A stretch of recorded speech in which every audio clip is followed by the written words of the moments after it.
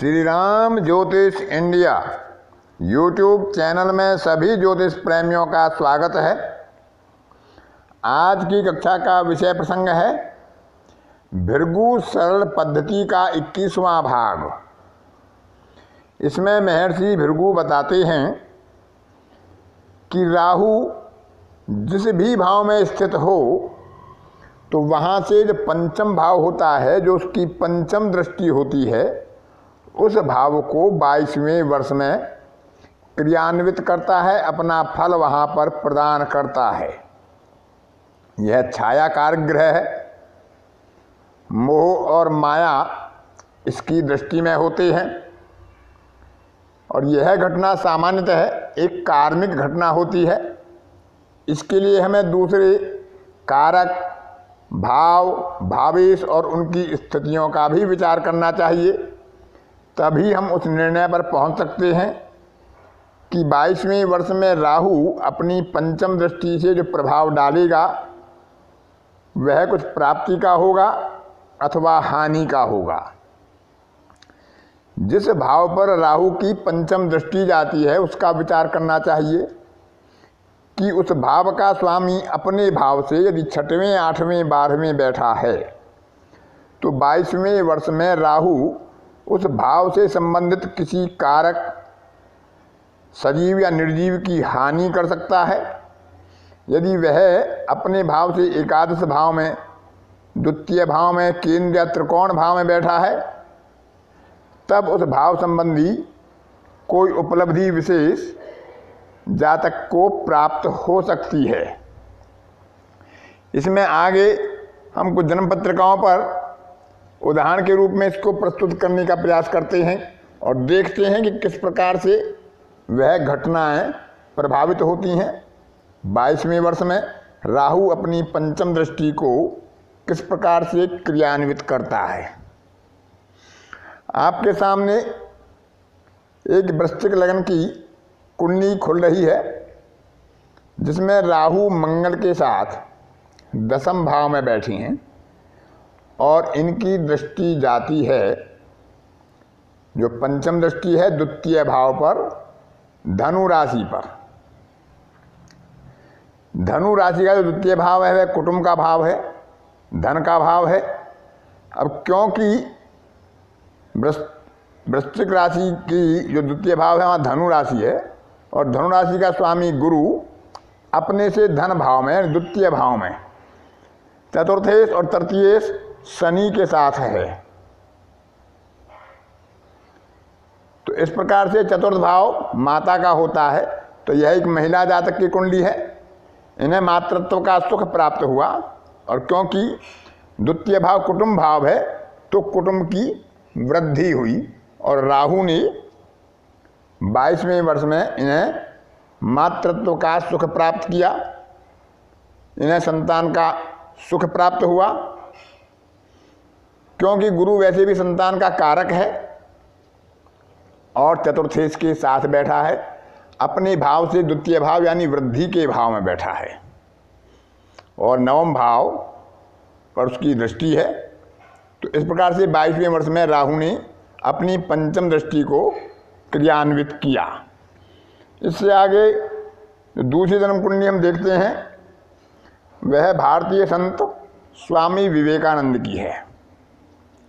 यहाँ पर हम देखते हैं धनु लग्न है, राहु द्वादश भाव में बैठी हैं और राहु को सामान्यतः कुंभ राशि का स्वामी बताया जाता है, कुंभ राशि का स्वामित्व उसे दिया जाता है।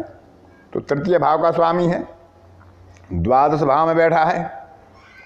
पंचम दृष्टि जाती है चतुर्थ भाव पर। चतुर्थ भाव माता का है और पिता के लिए मृत्यु स्थान या मारक स्थान कह सकते हैं। और चतुर्थ भाव भूमि, भवन, गृह, वाहन, संपत्ति का है। तो 22वां वर्ष जब इनका प्रारंभ हुआ था तो इनका प्रारंभिक नाम नरेंद्र था। तो यहाँ इनका चौथे भाव पर राहु का प्रभाव होता है। अब क्योंकि चौथे भाव का स्वामी जो गुरु हैं वह अपने भाव से अष्टम भाव में बैठे हैं, तो चतुर्थ भाव संबंधी कुछ अशुभ फलों की संकेत यहाँ पर प्राप्त होते हैं।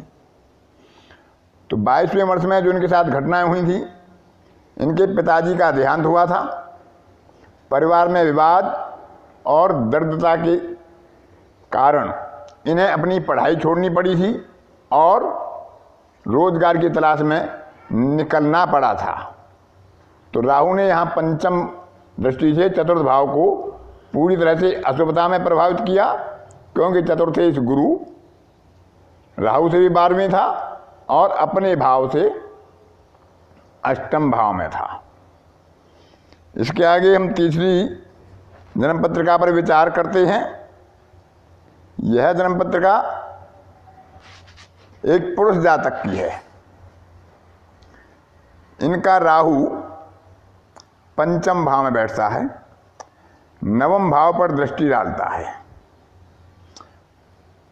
पंचम दृष्टि नवम भाव पर जाती है, नवम भाव पिता का भाव है, वहां पर पिता का कारक सूर्य भी बैठा है, प्रबल मार्केश मंगल भी बैठा है और मारक भाव में बैठने वाली नीच राशि के शनि की भी उस पर दृष्टि है, नवम भाव पर। अब क्योंकि नवमेश को देखें हम, तो नवमेश अपने भाव से 12वें, अष्टम भाव में बैठे हैं बुध, और शनि और मंगल के बीच में पाप मध्य होकर बैठे हैं। इस प्रकार से नवम भाव की हानि के संकेत स्पष्ट दिखाई देते हैं 22वें वर्ष में। राहु की पंचम दृष्टि है नवम भाव पर। नवम भाव पिता का है, भाग्य का है, धर्म का है।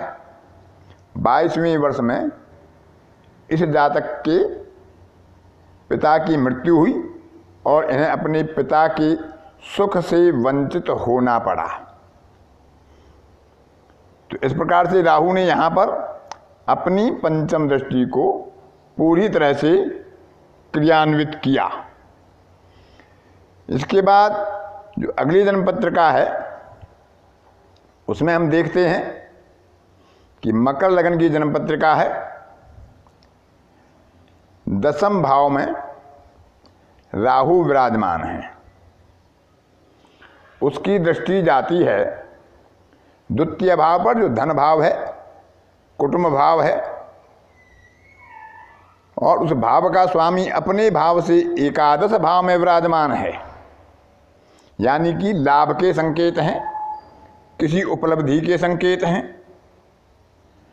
तो इस जातक ने 22वें वर्ष में अपनी पढ़ाई पूर्ण कर अपने पहले रोजगार में भाग लिया।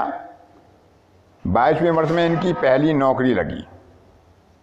हालांकि वह बहुत लंबे समय तक नहीं चली, लेकिन 22वें वर्ष में इन्होंने धनार्जन करना शुरू कर दिया, क्योंकि धन भाव का स्वामी अपने से लाभ भाव में है और धन भाव पर राहु की पंचम दृष्टि जा रही है। धन भाव में लाभेश मंगल भी विराजमान है, अन्य योग भी यहाँ पर बन रहे हैं, लेकिन जो हम विचार कर रहे हैं कि राहु की पंचम दृष्टि। तो इस प्रकार से राहु ने अपनी पंचम दृष्टि से यहाँ पर धन भाव को प्रभावित किया और इस जातक ने अपने 22वें वर्ष में अपना धनार्जन करना प्रारंभ किया। तो इस प्रकार से हम राहु की पंचम दृष्टि का विचार देख सकते हैं कि राहु 22वें वर्ष में अपनी पंचम दृष्टि में बैठने वाले ग्रहों को या उस भाव के किसी न किसी कारकत्व को प्रभावित करता है। आधार यह देख सकते हैं कि यदि उस पंचम भाव का स्वामी अपने भाव से छठे, आठवें, 12वें बैठता है तो उस भाव संबंधी किसी कारक की हानि हो सकती है। यदि वह अपने से धन भाव में, एकादश भाव में, केंद्र या त्रिकोण भाव में बैठता है तो उस भाव संबंधी किसी कारक की वृद्धि या लाभ या प्राप्ति के प्रबल संकेत प्राप्त होते हैं, क्योंकि यह मोह और माया से संबंधित है, छाया ग्रह है। इसके क्रियाकलाप भी अचानक होते हैं, आकस्मिक रूप से यह अपना प्रभाव देता है और कोई ना कोई अटैचमेंट या डिटैचमेंट, यानी किसी न किसी की प्राप्ति अथवा हानि राहु अपनी पंचम दृष्टि से 22वें वर्ष में कराता है। यह महर्षि भृगु का मत है और आप भी इसे किसी जन्म पत्रिका में देख सकते हैं। किसी न किसी रूप में 22वें वर्ष में राहु अपनी पंचम दृष्टि को सक्रिय करता है, वहाँ लाभ देता है या हानि करता है, यह वहाँ पर बैठने वाले ग्रह या उस ग्रह की स्थिति के आधार पर या उसके स्वामी की स्थिति के आधार पर हम निर्णय कर सकते हैं। महर्षि भृगु ने अनेकों सिद्धांत दिए हैं। महर्षि भृगु के सिद्धांतों में दशा का प्रयोग नहीं किया जाता है, यहाँ प्रोग्रेशन और गोचर का विशेष महत्व दिया गया है। और जो इनके सिद्धांत हैं कि कोई ग्रह किस वर्ष में किस घटना को अंजाम देगा, उनका बड़ी सूक्ष्मता से विचार करने के बाद अन्य ग्रहों की स्थिति, युति और दृष्टि देखने के बाद हम विचार कर सकते हैं। और राहु की पंचम दृष्टि का इस प्रकार से हम विचार देख सकते हैं कि 22वें वर्ष में वह अपनी पंचम दृष्टि से संबंधित किसी न किसी कारक की हानि या लाभ की संभावना प्रकट करता है और उस भाव से संबंधित कोई ना कोई फल अवश्य देता है और आकस्मिक रूप से देता है। तो इस प्रकार से आज की कक्षा में इतना ही। अन्य किसी कक्षा में फिर किसी नए विषय के साथ आपसे मुलाकात होगी। तब तक के लिए अपनी वाणी को विराम देता हूँ। धन्यवाद।